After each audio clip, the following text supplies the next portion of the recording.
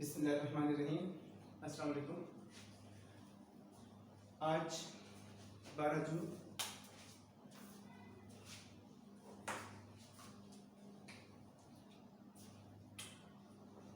اور کوشش کرتے ہیں کہ آج ہمارا لیکچر اس سلسلے کا آخری لیکچر ہو اور ہمارا سبق مکمل ہو جائے. سر سید احمد خان لکھتے ہیں انسان کی اگلی پشتوں کے حالات پر خیال کرنے سے معلوم ہوتا ہے.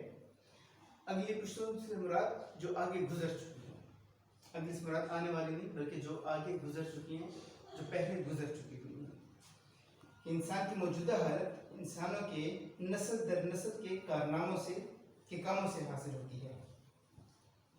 محنتی اور مستقل مزاج، محنت کرنے والوں، زمین کے جوتنے والوں، کسانوں، ہل چلانے والوں.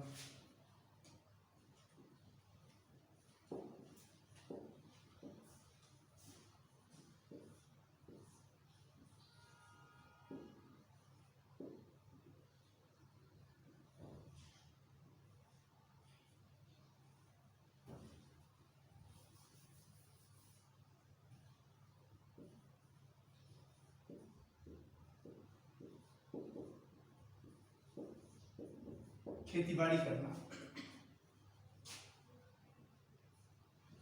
کانوں کے کھودنے والوں، جس کے لیے ون ورڈ سبسٹیٹیوٹ ہے کان کن. نئی باتوں کے ایجاد کرنے والوں، مخفی باتوں کو ڈھونڈ کر نکالنے والوں، آلات جر ثقیل، بھاری وزندار چیزیں اٹھانے والے آلات، کرین وغیرہ، لیور وغیرہ. ہر قسم کے پیشہ کرنے والوں، ہنرمندوں، شاعروں، حکیموں، فلسفیوں.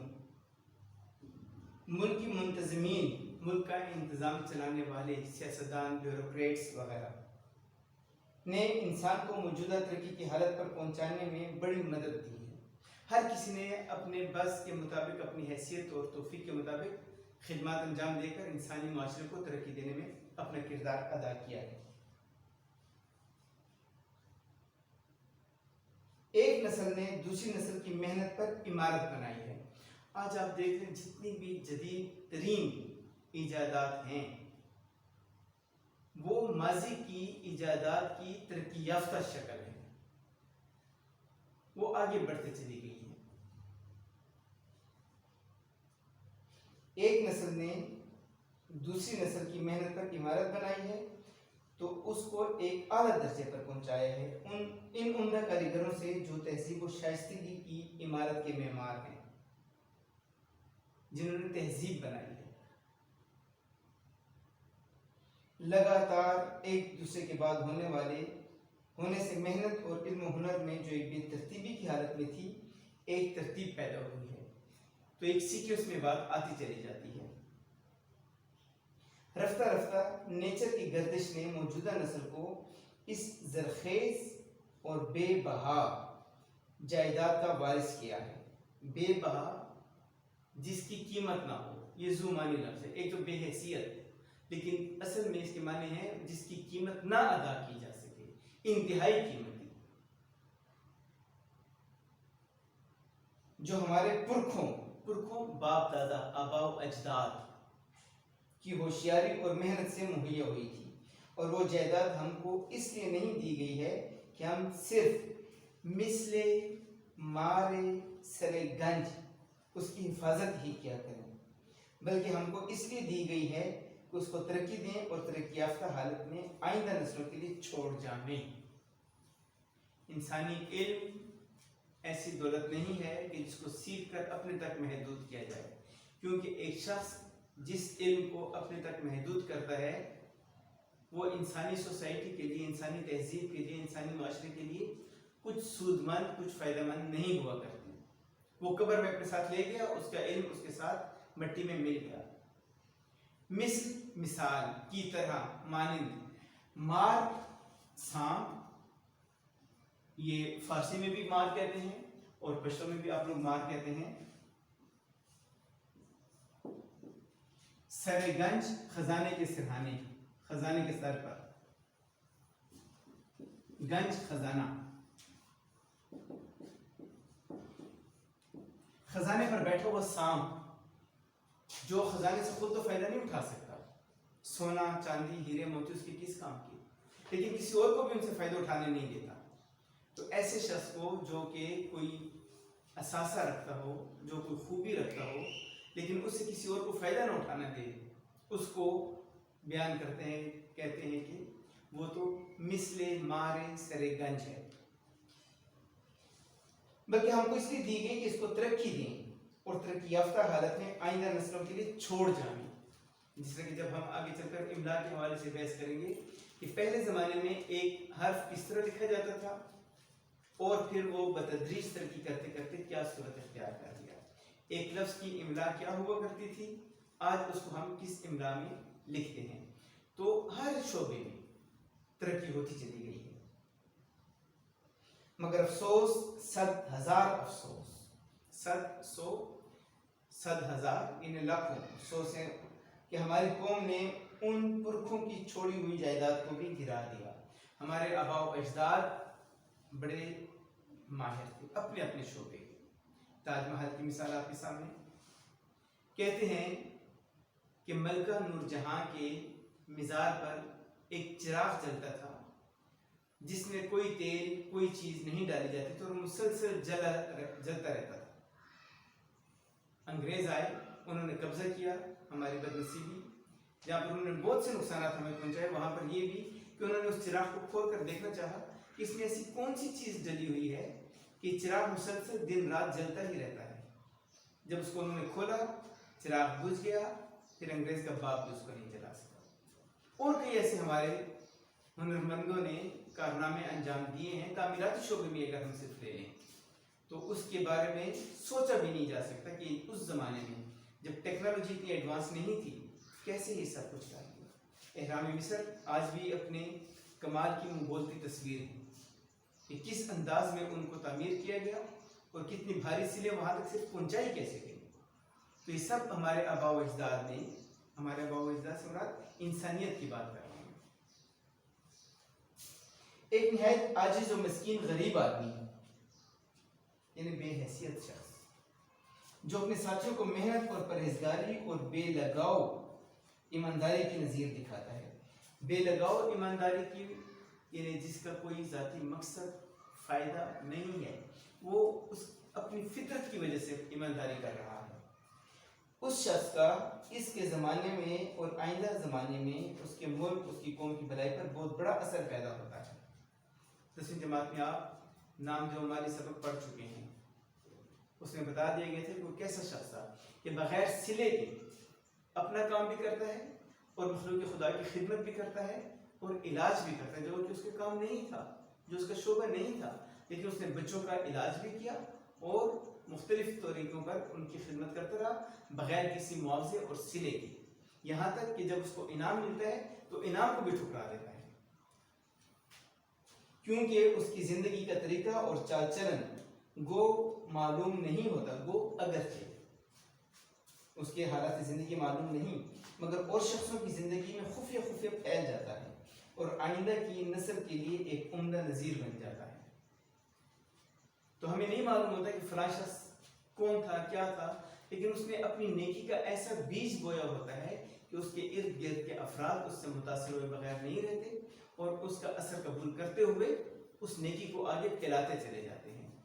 अच्छों की सोबत अच्छी बना देती है, बुरों की सोबत बुरा बनाती है। हर रोज़ के तजुर्बे से ये बात मालूम होती है कि शख्सी चाल चलन ही में ये कुव्वत है कि दूसरे की ज़िंदगी, बर्ताव और चाल चलन पर कभी असर पैदा करता है। औलाद जो कुछ माँ बाप को करते देखती है वैसा ही वो करती है। उनको नहीं मालूम होता शुरू में कि हम अच्छा कर रहे हैं बुरा कर रहे हैं, लेकिन बाप को करते हुए देखकर वैसा करना, माँ को करते हुए देखकर वैसा करना, ये उनकी फितरत होती है और माँ बाप की तरह फिर उनका मिजाज बनता चला जाता है। और हकीकत में यही एक उम्दा अमली तालीम है। दो चीज़ें हम देखा करते हैं किसी भी इंसान की शख्सियत साजी के हवाले से, तालीम और तरबियत। और याद रखें तालीम की कमी को तरबियत दूर कर सकती है, لیکن تربیت کی کمی کو تعلیم بھی دور نہیں کر سکتی، کیونکہ جو بیسک پروگرامنگ ہے، اگر ایک انسان کا کردار برا بن گیا ہے تو تعلیم سے وہ علم تو حاصل کر لے گا، ڈگری حاصل کر لے گا، لیکن اس کا کریکٹر جو ہے وہ ماں باپ نے اگر بگاڑ دیا تو اچھا نہیں بن سکتا۔ اس لیے کہتے ہیں کہ ہر بچہ، ہر انسان اپنے گھر کا ایک نمائندہ ہے اور ایک تصویر ہے، وہ بتا دیتا ہے کہ گھر کے اندر کیا ہوتا ہے۔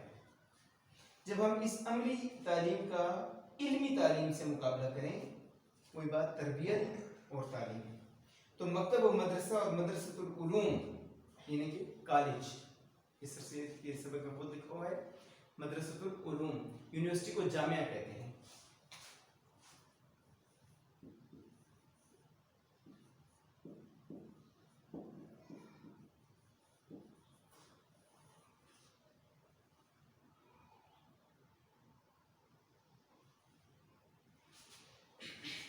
کی تعلیم اس عملی تعلیم کی ابتدائی تعلیم معلوم ہوتی ہے، زندگی کے علم کا، یعنی زندگی کے برتاؤ کے علم کا، جس کو انگریزی میں لائف ایجوکیشن کہتے ہیں۔ انسان پر، قوم پر بہت زیادہ اثر ہوتا ہے۔ مکتب و مدرسہ و مدرسۃ العلوم کا علم تاک میں، صندوق میں یا الماری میں یا کسی بڑے کتب خانے میں رکھا ہوا ہوتا ہے، مگر زندگی کے برتاؤ کا علم ہر وقت دوست سے ملنے میں، گھر کے رہنے سہنے میں، شہر کی گلیوں میں، صرافہ کی دکان میں، ہل جوتنے میں، کپڑا بننے کے کارخانے میں، کلوں سے کام کرنے کے کارخانے میں،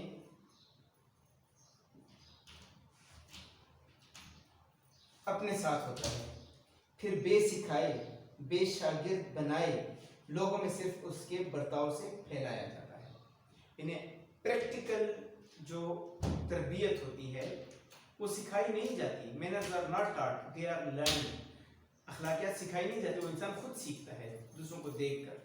کل کہتے ہیں مشین کو، کل زمانی لفظ ہے، ایک اس کا مطلب ہے مشین، ایک اس کا مطلب ہے گزرا ہوا دن یسٹرڈے، ایک اس کا مطلب ہوتا ہے آنے والا دن ٹمارو، ایک اس کا مطلب ہوتا ہے آرام، بے کل ہونا، بے آرام ہونا۔ مشین، گزرا یا آئندہ، روز اور آرام۔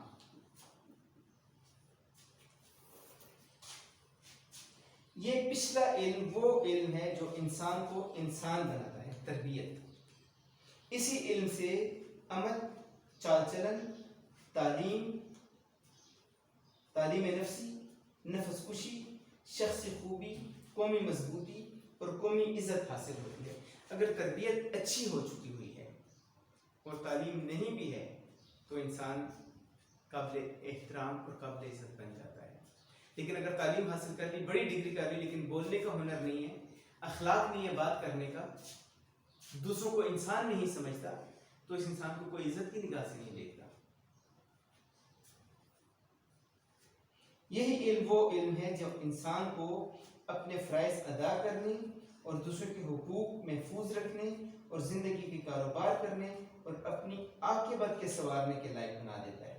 تو سر سید اس میں بتاتا ہے کہ دنیا بھی اس سے بنتی ہے اور آخرت بھی بنتی ہے۔ عاقبت، آخرت، نبی کریم علیہ السلام کا ایک نام عاقب بھی ہے، جس کا مطلب تمام انبیاء کے بعد آنے والا نبی، آخری نبی۔ تو عاقبت، آخرت، اس تعلیم کو آدمی صرف کتابوں سے نہیں سیکھ سکتا، اور نہ یہ تعلیم کسی درجے کی علمی تحصیل سے حاصل ہوتی ہے۔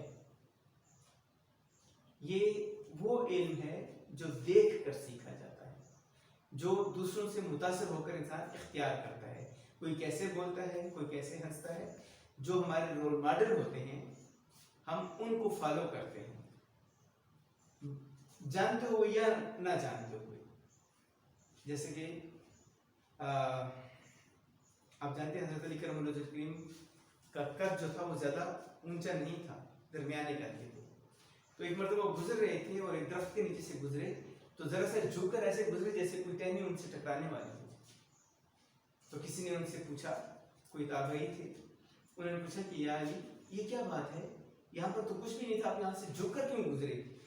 تو انہوں نے جواب دیا کہ یہاں پر ایک ٹہنی لٹکا کرتی تھی جب نبی کریم علیہ السلام یہاں سے گزرے تو اس طرح سے ذرا سے جھک کر گزرے تھے، تو میں نے ان کی سنت کو اختیار کرتے ہوئے یہاں سے جھک کر گزرنے کو اختیار کیا۔ تو یہ ہمارے رول ماڈلز ہوتے ہیں جو ہمارے کردار کو بناتے بھی ہیں اور بگاڑتے بھی ہیں۔ لارڈ بیکن یہ ایک مضمون نگار ہے، انگریزی زبان کا بہت بہترین ادیب ہے، سوشل سائنسز پر اس نے بہت کچھ لکھا ہے اور انسان کو عقل اور معاشرے میں رہنے سہنے کے طور طریقے سکھاتا ہے۔